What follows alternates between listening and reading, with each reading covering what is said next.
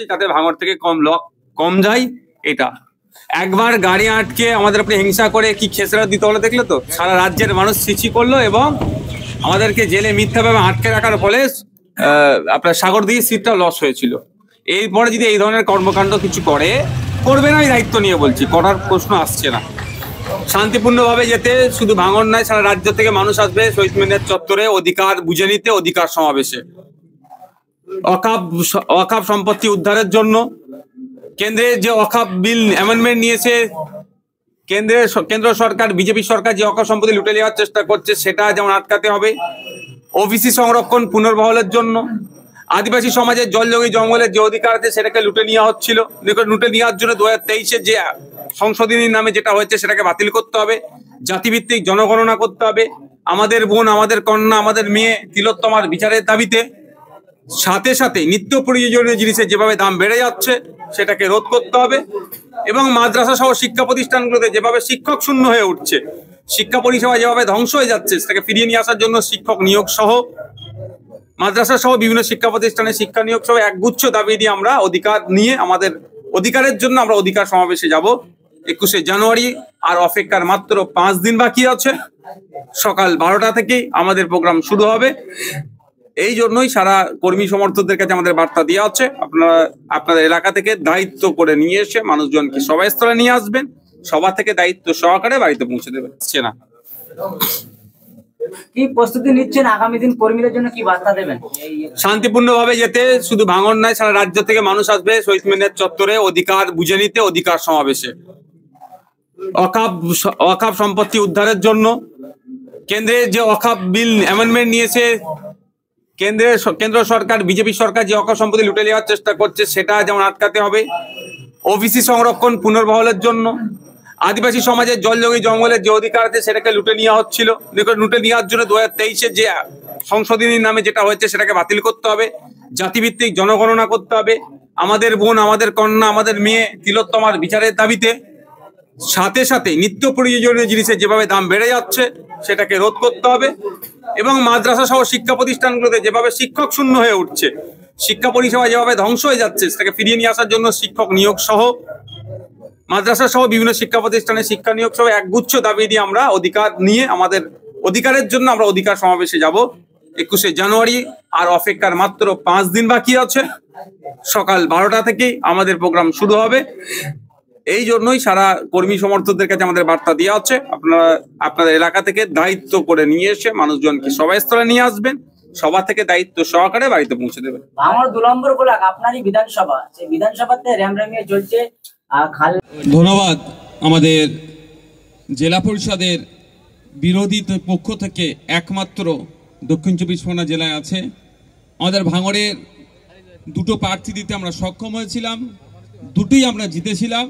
কিন্তু দুর্ভাগ্যের বিষয়, একটা সার্টিফিকেট চুরি হয়েছে আর একটা চুরি করতে পারেনি। সে তার স্বামীদা বসেন, মাইদা বসুন, সে তার জায়গা থেকে বক্তব্য দিয়েছেন। আজকে দেখুন, আমি এখানে এসে আমার তো ইচ্ছা করছে আমার মোবাইল দিয়ে একটা ভিডিও করি, তারপরে দেখলাম ড্রোন ক্যামেরা দিয়ে ভিডিওটা হচ্ছে। ভাই আমাকে একটা ভিডিও দেবে, আমি নিজে পোস্ট করব। সত্যি দেখুন, একটা মেলা না, একটা উৎসব না? মানুষ দেখুন কিভাবে ফেস্টিভ মুডে আছে, যে রক্ত দিতে হবে, অন্যের প্রাণ বাঁচতে পারে রক্ত দিয়ে। এটাই ভাঙড়ের পরিচয় হয়ে উঠবে। আর হয়েছে, ভাঙড়ের পূর্বে কোনো জায়গায় রক্তদান শিবির ছাড়া অন্য কোনো কিছু লেখা হতো না। ভাঙড়ই প্রথম দেখালো রক্তদান উৎসব। 2022-এ 2720 জন রক্ত দিলেন আপনারা, রক্তদান উৎসব আপনারা দেখালেন।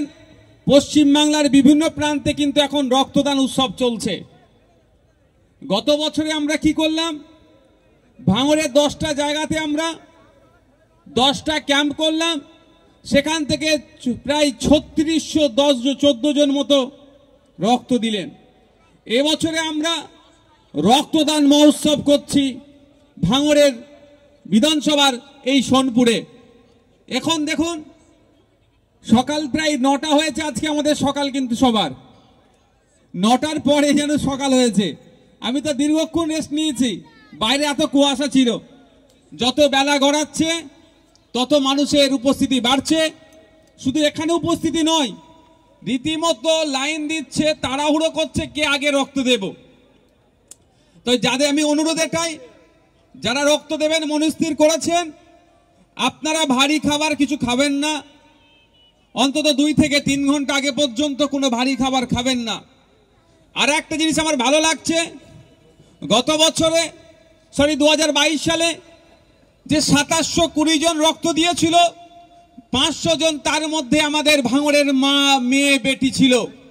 আশা করছি সেই যে রেকর্ড করেছিল, পশ্চিমবাংলার কোন ব্লাড ডোনেশন ক্যাম্পে একসাথে অত মহিলা রক্ত দিয়েছে সে রেকর্ডও ছিল না। 500 জন ভাঙড়ের যে রেকর্ড আছে।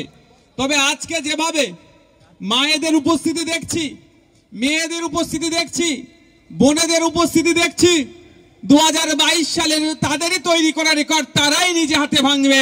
আজকে আমি আশা রাখছি যে ভাঙড়ে পুরুষদের তুলনায় মহিলারাও কোনো অংশে পিছিয়ে নাই। শুধু তাদেরকে একটা প্ল্যাটফর্ম দেওয়ার প্রয়োজন। তাদেরকে যদি জায়গা আমরা দিতে পারি, তারা তাদের যোগ্যতা তারা নিজেভাবেই প্রমাণ করিয়ে দেবে। তারা আজকে একটা জ্বলন্ত উদাহরণ। আমাদের মধ্যে উপস্থিত হয়েছেন কলকাতা হাইকোর্টের স্বনামধন্য আইনজীবী সম্মানীয় শ্রদ্ধেয় শামীম ফিরদাউস মহাশয়। আরও উপস্থিত হয়েছেন আমাদের দলের একনিষ্ঠ কর্মী, দায়িত্বশীল, আমাদের যে স্টুডেন্ট ফ্রন্ট আছে তার দায়িত্ব নিয়ে কাজ করছেন জনাব মাহিউদ্দিন মাহি সাহেব। আরও যারা আমাদের তাপসবাবু আছেন, মালেক ভাই আছেন, বিশ্বজিৎ দা আছেন, আরও যে সমস্ত আমাদের নেতৃত্বরা এসে উপস্থিত হয়েছেন, প্রত্যেককে ধন্যবাদ জানাই। যে সমস্ত রক্ত যোদ্ধারা আজকে আমাদের রক্তদান মহোৎসবকে সাফল্যের উচ্চ শিখরে পৌঁছাতে সহযোগিতা করছেন, তাদেরকে ধন্যবাদ জানাই। মিডিয়া বন্ধুদেরকে ধন্যবাদ জানাই। সর্বোপরি আজকে যারা দর্শকের আসনে বসে আছেন, দাঁড়িয়ে আছেন, প্রত্যেককে আমরা আমাদের এই মঞ্চের পক্ষ থেকে ধন্যবাদ জানাই। এবং পরিশেষে না ধন্যবাদ জানিয়ে থাকতে পারি না। সময়ে সমালোচনা করি, অবশ্যই সমালোচনা করব আইন বহির্ভূত কাজ করলে, কিন্তু যখন তারা আইনের গণ্ডির মধ্যে থেকে কাজ করে তাদেরকে আমরা প্রকাশ্যে শাবাশি জানাই। অর্থাৎ আমার প্রশাসনের, পুলিশের বন্ধুদেরকেও আমি ধন্যবাদ জানাই। আমি এই মঞ্চ থেকে আজকে স্মরণ করছি তাদের, যে আমার 3টে তরতাজা ভাই আমাদের এই দলের লক্ষ্য উদ্দেশ্যকে প্রতিষ্ঠা করতে গিয়ে শাসকের অত্যাচারে